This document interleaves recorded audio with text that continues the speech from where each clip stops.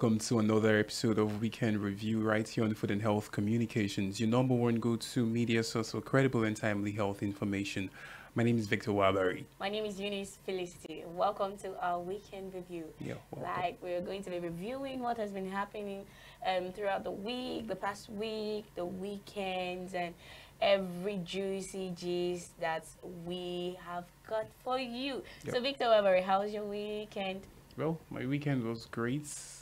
Didn't really have some of the horrible things that used to characterize my weekend. Yes, those juicy gist. So this time around, I had time to rest. I had time to just cool off. I had to do some washing, some laundering, and all of that. It was just a cool one for me. How about yours? Well, mine was okay. Mine was cool. Mine went smoothly. Well, yes. It went smoothly. Don't look at me because I know what you're about to ask. It went smoothly. Mine went really smoothly. So, talking about our review, weekend review, first on our list today, we have the story of a guy and a girl that was found on the street walking nude. So they were holding hands together, you know, with love and unity and then sobriety and, you know, with peace of mind, walking naked the way God created them from head to toe. And I saw the video and I was like, what is going on? Nigeria, where are we going to? The youths, the future of tomorrow. You know, youths are categorized as the future of tomorrow. Of course, that's who we are. These are our future. These are tomorrow's future. So what is happening to them? It just, you know, when I saw that video as well, I felt really bad. It just shows, of course, anybody who sees that video or that picture, just your mind will go straight to the fact that this is done for money. Definitely. It still boils down to, you know, the Yahoo stuff, the sacrifice people have to go through to, you know, some persons.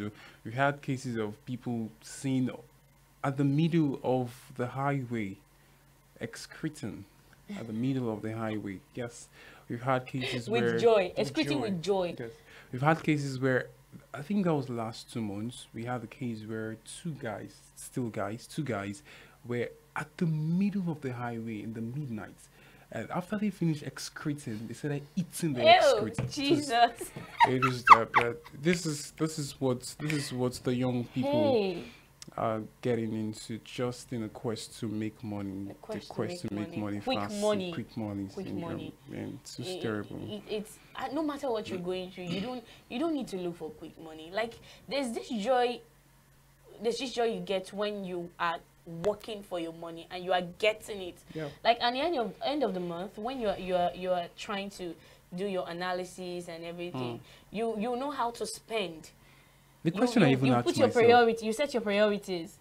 The question I even asked myself is, after this person's go through this public disgrace, this horrible shame, how do you get to feel? How do you live? I'm not sure they are aware of what they're doing. I feel those things they're doing is diabolical. Their sense is out. Those guys are not hypnotized, Eunice. Those guys are fully aware. It's just like a case where you go to make a sacrifice. You go for the ritual and they tell you that the sacrifice is your mother. You cry, you feel bad, you're pained, you're self-conscious. If there is a case of hypnosis, if you're being hypnotized, then it's not a sacrifice. But the fact that you know the cost involved, you know what's involved, and you go in, that's what makes it a sacrifice. So those guys are fully aware of what they are doing there. I don't. Really, really bad. The Yahoo stuff, it's really rampant now.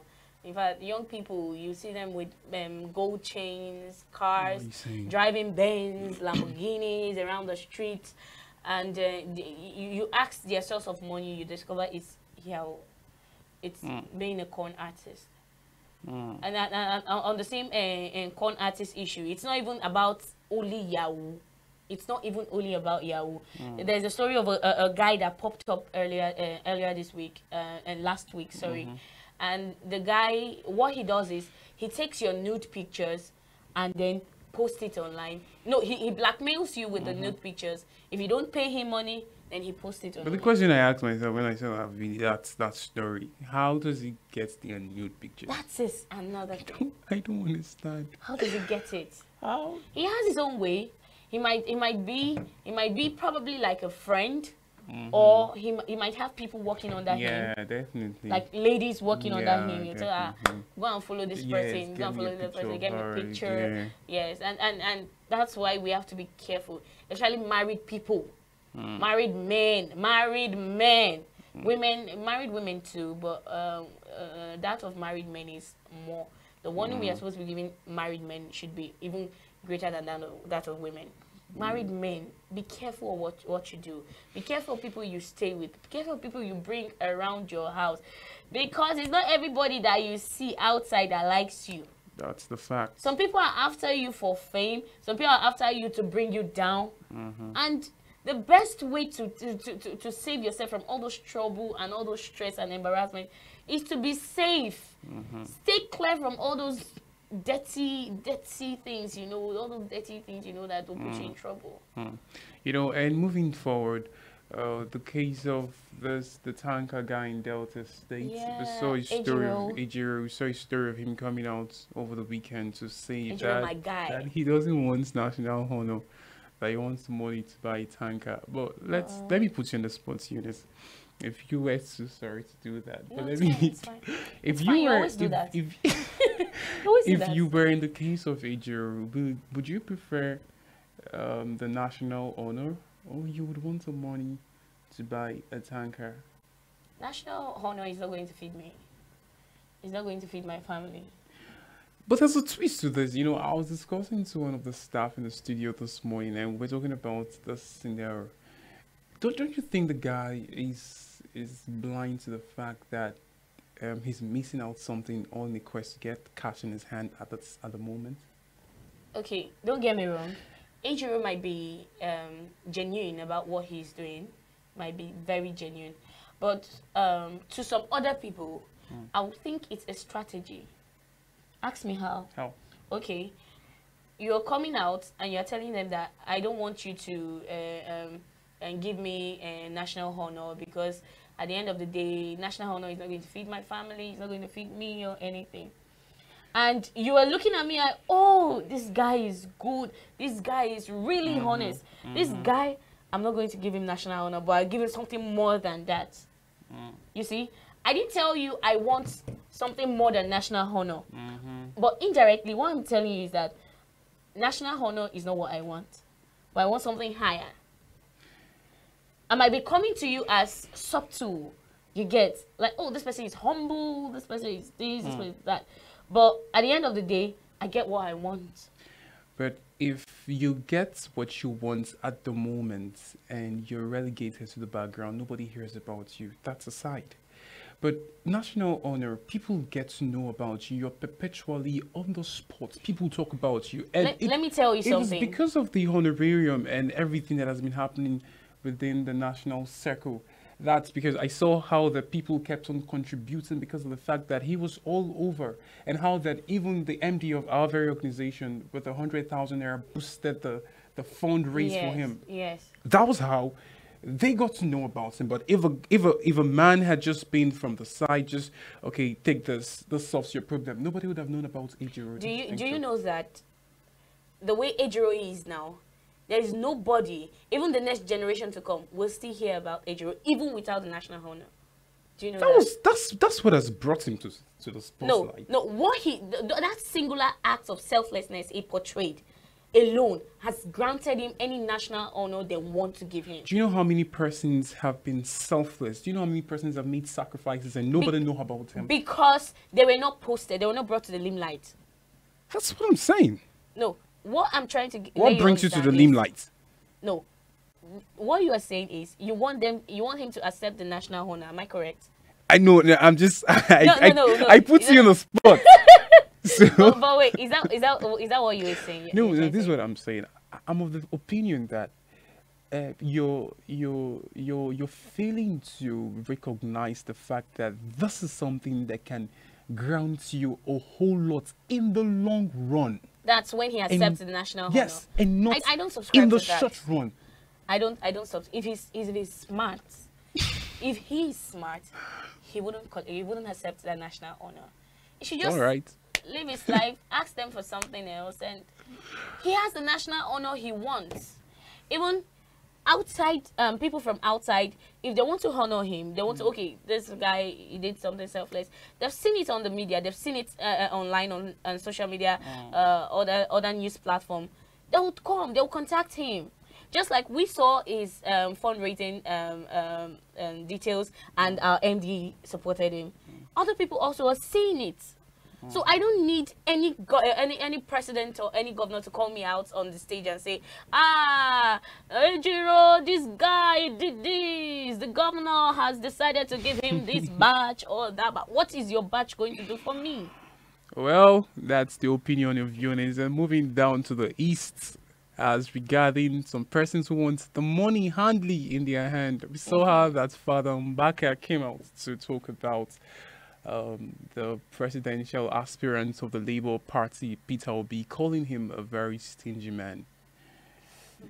You know, it still boils down to this. I followed that saga very, very well. Here's what happened. Peter Obi came to the adoration, and he called Peter Obi out to the pulpit, or to the altar, as you might say. And he asked him that he gave him the mic. If you watch the video, gave him the mic and say, announce to the people how much you will donate for God. I don't get it. That's what he did. Announce to the people how much you will donate for God. And Peter Obi laughed and said that, no, Father, show me a site you want me to develop, and I will pick it up as a project and develop it. That was all. So he got hungry. He got hungry. That's that there should be no, he started saying things that there should be no deceits in the house of God, blah, blah, blah, none of that. You want money in your hand. What other politicians are making? And here's a genuine man. Between the both of them, who is being deceitful? You get, and there's a genuine man who tells you, no, I won't give you cash. Show me a site. I will take it up as a project and I will develop it. That will benefit not just you, but the people and everybody associated with this ministry. At least that should be the aim of the church. And he went on to call him. And here's the thing, and this is where it got painful. He didn't just call him a stingy man, but went on to tell his followers, of course, you know, Peter Mbaka he's a man of influence. He's got his folks and all of that, telling them that they should. Although he came out, he didn't really tell them outrightly, but he came out to say that they shouldn't vote for a stingy man. I started saying, don't we need money? Nigerians don't we? And he said, we need money. That's it. That's the problem of we Nigerians. That greed is still there. It's still there. That greed. It's still there. Even up till we are taking it out to religious leaders. Still there. It's there. Still there. It's there. How can you, as a religious leader, you are asking, you're even publicly calling somebody out and telling me, take mic and tell me how much you're donating. It should be of a free volition. Why would you force God, me? for goodness sake. Not you. You're not God's PA. You're not his secretary. He didn't send you to come and collect any money from me. You didn't give me any money to keep for you. This is between me and God. If I'm supposed to give to God, I'm giving it to God in secret. And if God wants to bless me, he blessed me in open. That's right. So what's the point of me coming to tell you that, oh God, this is how much I want to, even asking me to, it's like he's putting it on the spot. Exactly. To actually announce to the world that, okay, I'm donating this. That's bad. And as a wise man as he was, he didn't fall. He should have given him the project he wants, then wait and see if Peter Obi doesn't work in the project. That's when he will start saying, okay, now we're not actually picking sides or anything, but this is really very obvious. This is very glaring. This is what this man is doing. He's trying to put this man at the spot. Of course.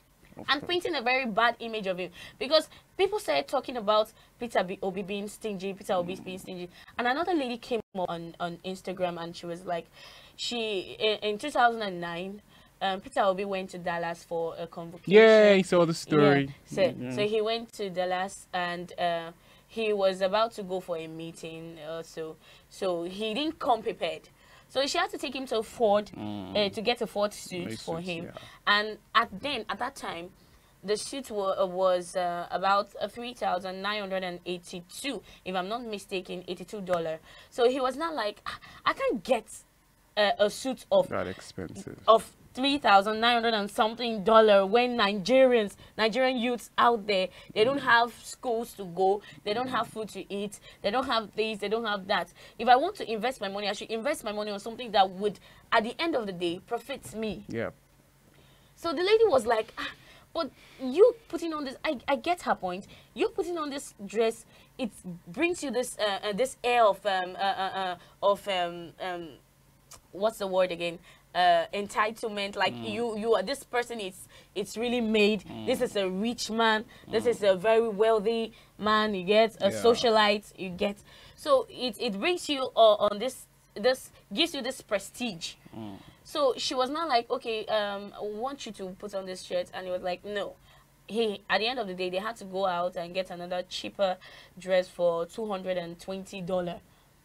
So when he was leaving for Nigeria, then he brought out a check of $3,800 and gave to her. He told her that, I want you to invest this money in your charity organization, because I know that this money is going to benefit those people. Not like I don't have the money to actually buy that dress. But I want to have a question. If that dress was supposed to be Peter Obi's suit, will those people outside buy it? Now, it's a Ford suit, and everybody is rushing to get a Ford suit. Now, if that suit was supposed to be Peter Obi's suit, are they going to buy it? That's it. That's a really deep question. Now, it's coming back to the point that, what have you set? What are the landmarks you've dropped? You've said that at the end of the day, when you leave this world, somebody is going to say, this person did this for me. That person did that for me. He fought for Nigeria. He did this for that. We're hearing of most of our heroes. And that's why, talking about this Ejiro's case, I say Ejiro can never go down. Because at the end of the day, people that he saved will always remember him. People coming up, you will always hear about Ejiro's story. So I don't need any recognition from you people. God has already given me that heart of selflessness. That's why we leaders and the leaders in Nigeria, sorry, amen, I receive it. I'm already saying we leaders. Leaders in Nigeria, I suppose, not even just in Nigeria, all around the world, all around the globe. We should have this sense of selflessness in us. That's right. Put the people first. Puts the people first. That's coming in from Eunice. And still within the political space, we saw that over the weekend, the APC became victorious in Akita State as Oyebanji emerged as the winner of the Ekiti State governorship. After they were selling their votes, after asking people to give them vote for 10,000 naira. It's that bad that still at those points we'll still battle the issue of vote buying. I mean, just when we thought that things were getting better, we're still at this point. We're still at that point. So. You know, I followed that's night. I followed the vote counting. I followed it till around some minutes past 12 before I got tired to go sleep. The agents of each, because each agents of the political parties were represented as the counting were on, the agent of SDP was continuously coming out to cry that in certain polling units, they saw cases of votes buying, people outrightly buying votes. And securities are coming to give them money. But what surprised me was how that he was shot. He was asked to keep shut. That was not the place to express his grievances. So where is the place to express it? I got tired of the whole thing. Behind closed doors, where nobody will listen to you. Although we understand that it is alleged that it hasn't really been confirmed, but it's alleged that that's what went down. And moving on to Kaduna State, we saw over the weekend how that the governor sacked 2,357 teachers, including the NUT president. That's for not taking a test. That's massive, Eunice. Yeah, because they were not taking a test. 2,357 teachers. Then I asked, what's the strength of the union? The union is gone, actually. What's the strength of the union? They're trying to bring down the union. I mean, including the president. Including they start from the head. You are the head of the organization, so you're going down first. From the head down, 357 teachers. Do you know what it means? It means there are 2,357 persons that lost their jobs. Yeah. That's what it means. That lost their jobs, leaving people going out of the streets to do evil, perpetrate evil. But you know that the case that was tied to it was a result of incompetence. Yes. Then I get to ask myself, where does this incompetence You're talking come about from? incompetence. Have you created A room system for them to develop themselves? Have you? So this person is incompetent, and the first thing you do is sack them. Go to your house. No, look at the number of people you sacked. For goodness sake. How are they going to feed their families? Have you thought about that? They have families, they have children, they have lives that are attached to them. So that's penny you are paying them. Right. That's so right. how are they? Did you even provide system for them to develop? Did you provide system for them to even? I'm getting pissed. Please don't be pissed. Please don't be pissed. And that's how you create hoodlums. That's how you. And the hoodlums will, at the end of the day, still attack you, just like they went to attack Tinubu in Lagos. They will still attack you. The same hood. See, you are the ones. The leaders are the ones using their hands to create evils for themselves. Now, when hoodlums attacked Bola Tinubu in Lagos State, they're the ones shouting, hoodlums came, hoodlums came. When they kept people standing for over 3 hours, convoy, they were going with their convoy. For 3 hours, people were standing there in Lagos State, and nobody was moving. They were waiting for the convoy to pass first before they passed. And this is the Nigeria we are creating. We are for what's the word again? We are showcasing for others to see. A sad one there. And still within the Nigeria political space, talking about Peter Obi and the Kwankwaso saga. Speculations have been rising over the course of the previous week, how that the party which Kwankwaso is the head is seen to do a merger with the Labour Party. But we saw that just yesterday, Kwankwaso came out, who's the leader of the NNPP, to disabuse the fact that he was not merging with the Labour Party yet. And it just got to break the heart. You got to break the hearts of so many people, because people are feeling that if this is true, if this merges, the dreams and aspirations of quite a lot of people would have been coming through. I think the news is actually not confirmed first. So we Nigerians, we youth, we are supposed to be taking this to prayer, serious prayer, fasting and prayer, youth walk and everything else. Pray so that it will actually work. One person needs to merge with Peter Obi. We need those type of leaders. No, I'm not saying anything. You don't say anything. I'm not saying anything. I just said I think that's a good pair. I think. Do we have any story from Nigeria still? Yes, still on in Nigeria. We're talking about okay, this is not even in Nigeria. This is a story of a girl that actually got married to a guy outside the country. So she got married to this guy, and they've been living together for 3 months. Say 3 months. And the guy was like, okay, he wants the lady to actually leave the family house. She should give him all her financial documents, since she's now their husband, and moreover, the Bible says the two shall become what? One. So everything that belongs to you, give it to me. So I will handle it. I'm the head. The head knows what is best for the neck. Do you understand? On top the next money. So the girl was like, these softy girls now, when they are married, their brain will shift to the other side. It will not be effective again until they knock them breakfast. That's when the head will now redirect. The brain will come back. What is breakfast? Breakfast is when they serve you hot tea and bread, toasted bread. I don't understand. Grilled toasted bread. In the morning, you're waking up in the morning and you're seeing it. And you're taking everything in, and at the end of the day, your fast decided to break.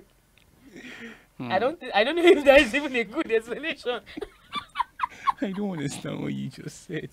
Okay, in layman's English, breakfast is break up. Like when somebody breaks your heart, when a guy breaks your heart, just like the Jigawa story, where the guy, his heart was broken and he went to commit suicide. His girlfriend, he's been dating for like 4 years. They've been going on and on, being good together and everything. At the end of the day, she just wakes up in the morning and say, bro, I don't do this again. I'm not doing no more. Please go out there and get somebody else. And the guy was like, how you tell me you're not doing what? We're doing this together. We are here. And the girl said, I'm going to embarrass you. This was in Jigawa State. In Jigawa State, I'm yeah. surprised how Nigerian men do this thing. we are strong men. I don't understand. I mean, if this were to be happening in the Western nations, we can understand. But how? I don't understand what's the difference between Nigerians and Western. How does a girl tell you in Nigeria that, hey, we're done, and then next thing you go to kill yourself? Yeah, you kill yourself because even girls kill themselves. No, it shouldn't happen in Nigeria. Why? It's too petty to happen to us. Why? We are Africans. Why do you think so? What's so special about Africans? We don't have... we are Africans. Eunice. Yeah. I know that's that. But that aside, it's wrong. We've said this thing over and... Wait, but Eunice, you should be happy that a person tells you he doesn't love you anymore. I said this before. In our last production, I said this.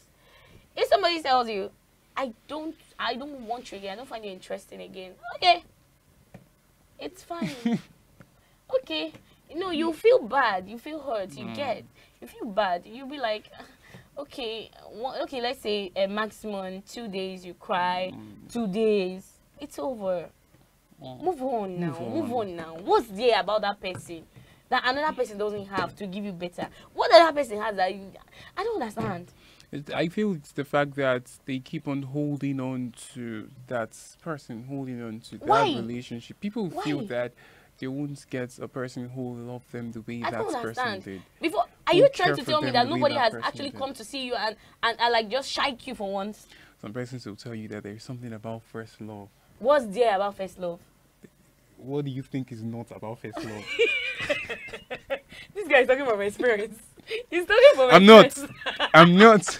What is it about first love? I don't understand. What's so special about that first love that second love cannot give you? People tell you that was the first relationship I opened my heart to. Why do you open it wide? That's the first question. Why you it's the first something you are going to. Why do you open it wide? But you never. You be opening with caution. Open small. Some persons opened with caution. Kept opening with caution till they now fully open it and then it now took the heart. Okay. I understand that part. You get it. I understand. But still, it doesn't give you the right to go kill yourself. You know you're the owner of your life. You're not even the owner of your life. That's where people fail to understand. You do not own your life. So you have no right to take your life. At the end of the day, you suffer here, you gotta suffer there. What's the use? The love is broken. Alright, guys. Thank you for watching. This is still a weekend review with Eunice Felicity and Victor Wapper is my name. Okay. Stay with us next week and please anticipate next week's edition because it's going to be the bomb. Of course, it's gonna be ding ding. I don't know what you mean. Please, if you have comments, and you have contributions, you have things you want to say to us, please kindly write them in the comment section below. We'll do well to read them and reach out to you. And please make sure you subscribe to our YouTube channel. Very important. And thank you to our consistent followers. God bless you. And those coming in for the first time, subscribe to our YouTube channel. Like our social media pages on Food and Health Core. Stay safe. Bye for now. Victor doesn't kiss.